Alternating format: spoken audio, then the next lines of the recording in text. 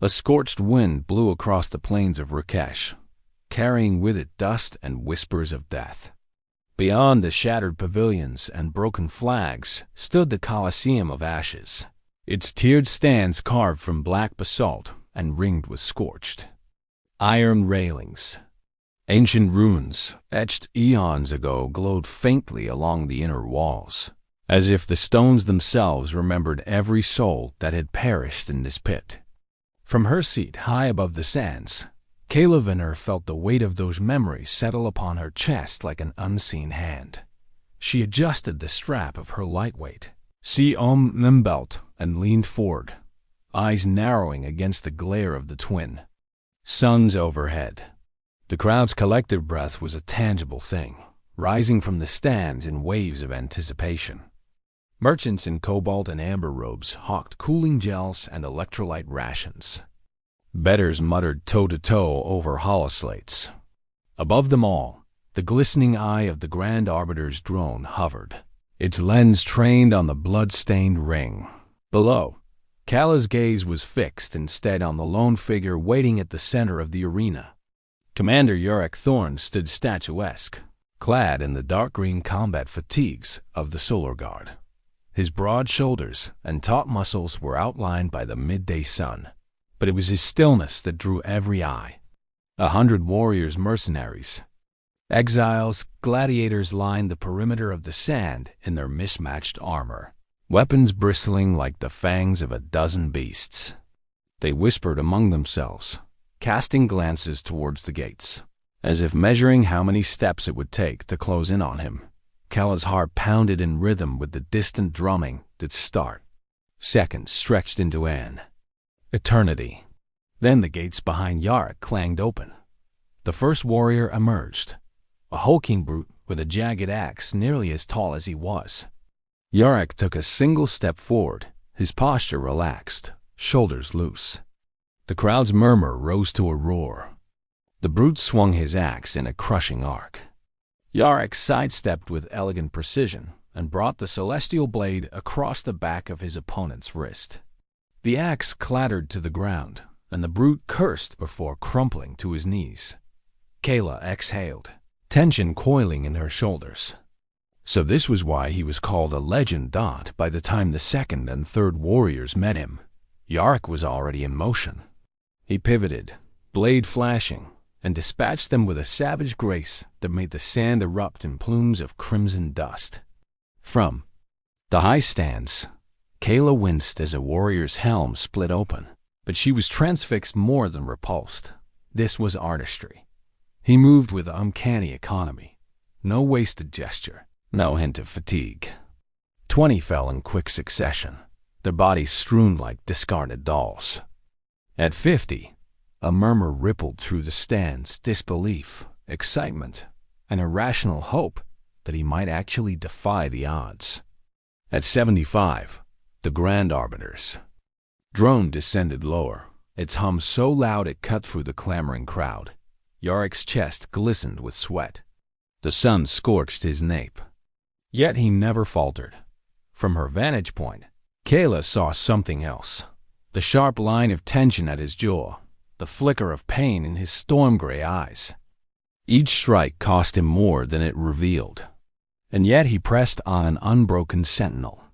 Amid chaos, the final warriors came in a pack of 5, collapsing under his relentless assault like paper under flame. He struck the last blow with the flat of his blade, catching a mercenary's throat. No theatrics, just a measured nod, lips parted in controlled breathing that belied how close he had come to collapse. Silence fell. Then a single horn blast shattered the stillness, signaling his victory. The crowd surged to its feet, voices roaring in a jubilant tsunami. Kala's ears rang, her vision swam. Somewhere in the tumult, she heard the Grand Arbiter's voice echo through hidden speakers. By decree of the Solar Throne, Commander Yarick Thorne stands victorious over 100 foes. Yarick stood alone amid the carnage, knees unbent, chest heaving. His uniform was torn, sable hair plastered to his brow with sweat and blood. Yet his eyes, Those storm-gray eyes held something that transcended triumph, an unspoken question.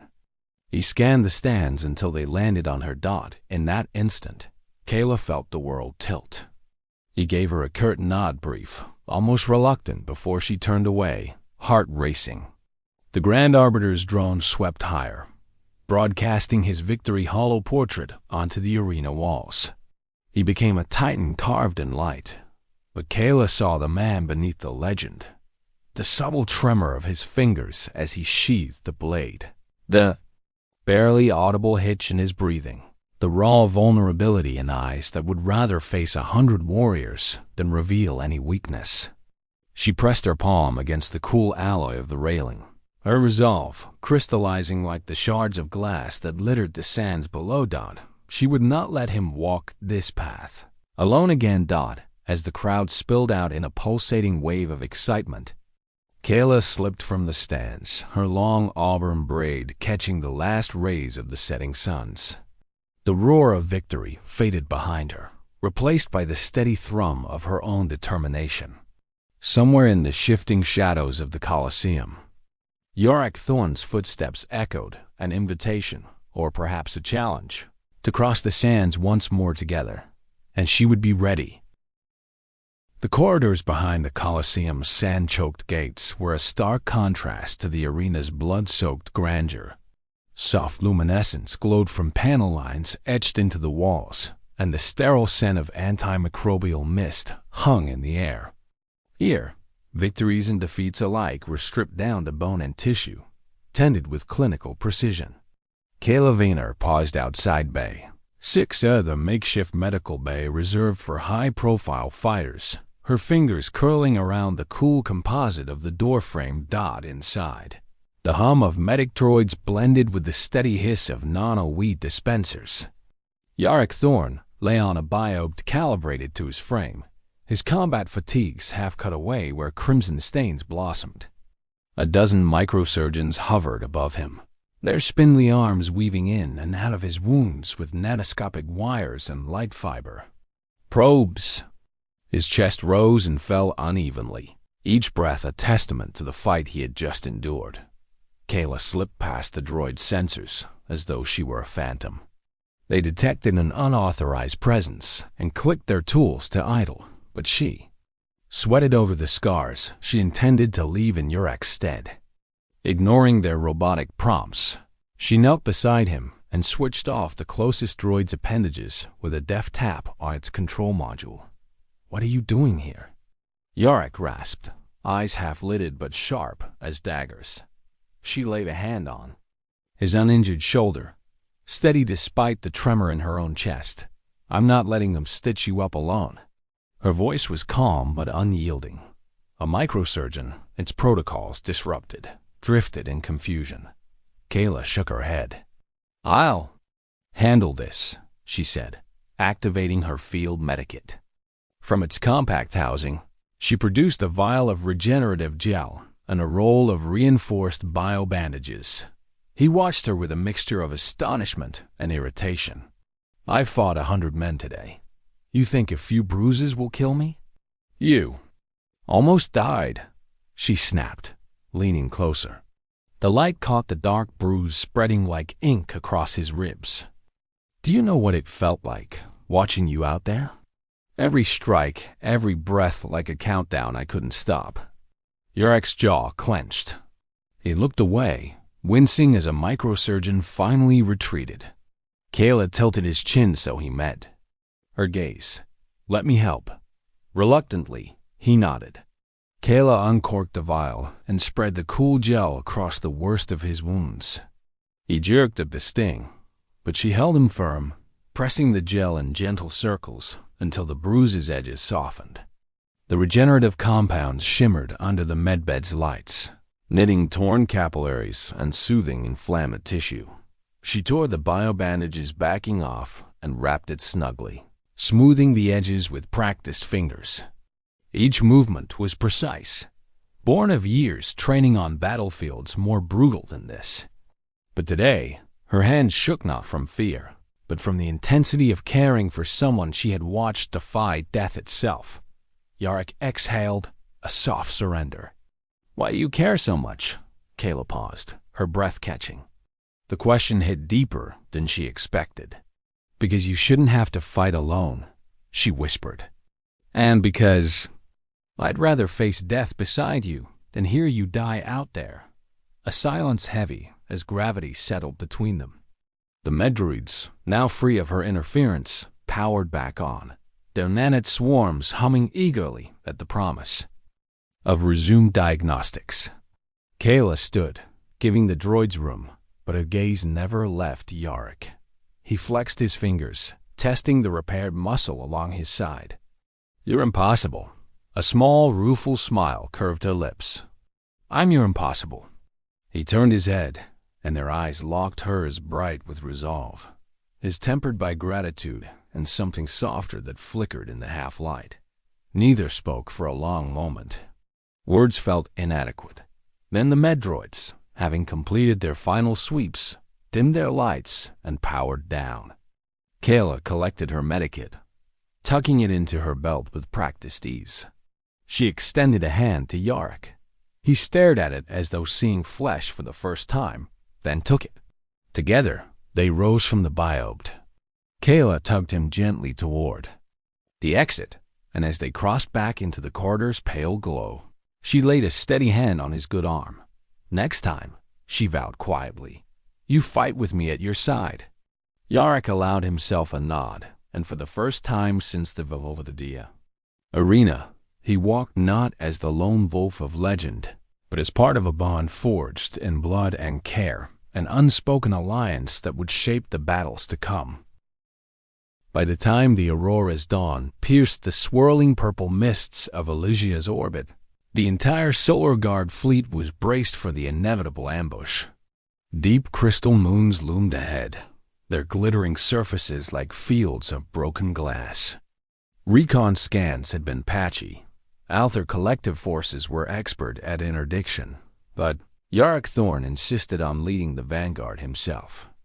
Kayla Wiener, refusing to be left behind, had engineered her own assignment as his adjutant. The drop pods screamed through the atmosphere, tearing through violet clouds until they burst open above a vast beach of crystal shards. Beneath their boots, the ground rang like a bell. No sooner had the vanguard arrayed itself than the collective's drone swarms erupted from hidden caverns, plasma rounds sizzling against kinetic shields. Yarick took point, celestial blade gleaming as he charged. Through the first wave, his strikes were surgical: deflect, slice, advance. Kayla darted beside him, tossing concussion grenades into clusters of drones and hacking the fallen machine's command nodes to turn them against their kin. She felt the roar of battle in her veins, the air thick with the scent of ozone. A salvo of ionic lances arced overhead and buried themselves in the crystalline sands just inches from them. Yarick spun, deflecting the lance with a single brutal swing.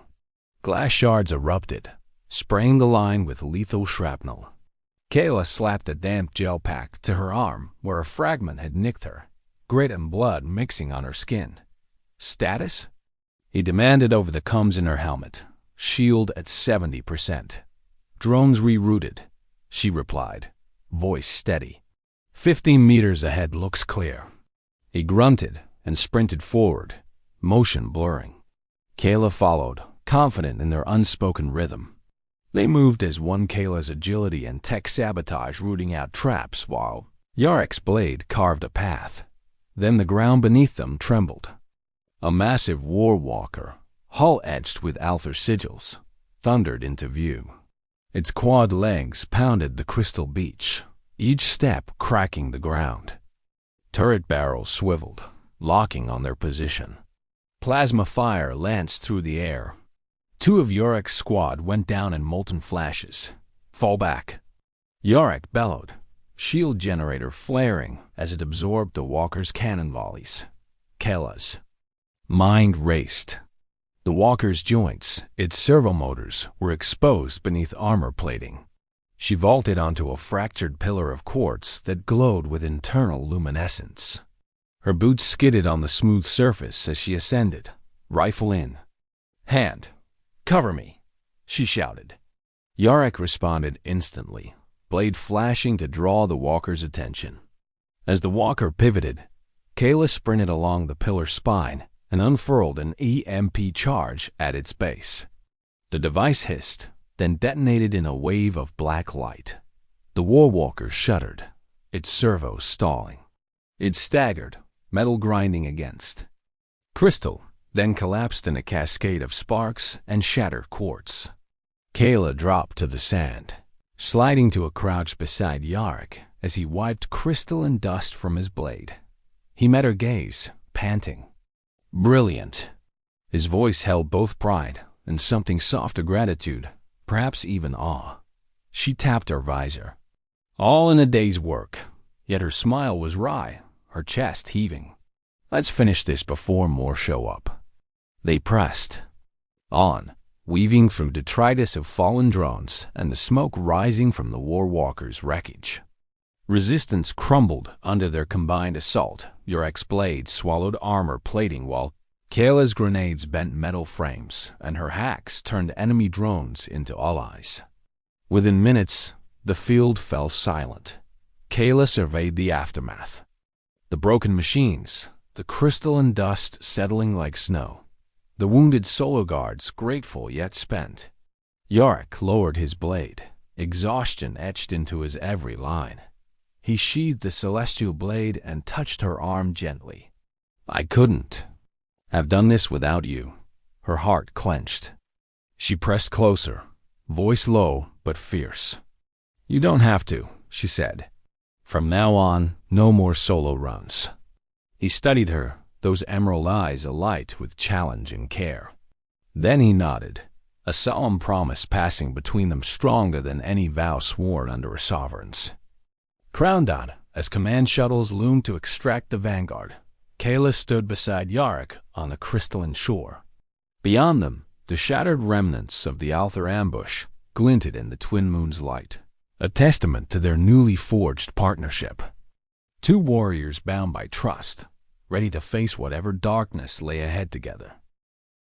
Light from distant star clusters spilled through the panoramic viewport of the Aurora's dawn, painting the command deck in rippling hues of lavender and gold. The hum of the engines was a gentle undercurrent to the quieter pulse of the ships. Systems a lull after the storm of battle. Commander Yarek Thorne sat in the captain's chair, his broad back relaxed for the first time since the Colosseum. Kayla Wiener lingered behind him, clutching 2 steaming cups of synth coffee. He glanced up, surprise flickering in his storm-gray eyes as she set a cup on the console. You didn't have to stay, he said softly, fingertip brushing the rim of the mug. I wanted to, she replied. Besides, I wasn't about to let you sulk alone. Her attempt at levity made him crack a half smile, an expression she treasured more than any victory she'd ever witnessed. For a while, they lingered in companionable silence, the soft hiss of the coffee maker punctuating the stillness. Beyond the viewport, the shattered moons of Elysia receded into the void, their crystalline shores a fading memory. Finally, Yarek spoke. I'd never known what it was like, having someone watch my back and get my back before. He turned, fully folding his hands atop the console. You changed that. Kayla's heart fluttered. We changed that, she corrected, stepping closer. She traced the scar along his forearm, the one she'd patched together in Basics A. We did this together. He looked at her fingers, then met her gaze with a gravity that took her breath away. Tell me, he said, voice low, what do you see when you look at me? She paused, searching for the right words. A man who's braver than any legend, she said. A man who'd stand alone against 100 warriors, but who doesn't have to. Not when he has someone who won't let him down. Yarek stood, closing the final gap between them. His hand came up to cradle her cheek, thumb brushing away a stray lock of auburn hair. I'm not used to letting anyone in, he admitted. But with you, it feels different. Good different? She whispered. He smiled, the corners of his lips lifting in genuine warmth. The best different I've ever known. There, foreheads touched, a quiet contact that spoke more than any vow. Around them, the aurora's dawn carried on, shields humming, nav readouts blinking. But in that moment, the galaxy outside felt distant and dim. When Kayla finally pulled back, she rested her hand over his heart. "I'll always be here," she promised, "through every battle, every shadow." Yarick's arm came around her waist, drawing her close. "And I'll fight for you," he replied. "Not just against our enemies, but for us." They stood united on the command deck, two souls forged in the crucible of war and tempered by mutual trust. Somewhere ahead, the Alter Collective plotted their next move, and beyond that, the Solar Throne waited with new orders. But for now, there was only this shared stillness, this fragile peace that neither had anticipated but both had earned. Kayla lifted her cup in a silent toast. "To new beginnings," she said. Yarick met her gaze, eyes shining. "To never fighting alone." They sipped the bittersweet coffee together, the stars drifting by as witnesses to a bond stronger than any Blade 2 guardians of each other's heart, ready to face whatever the cosmos would bring.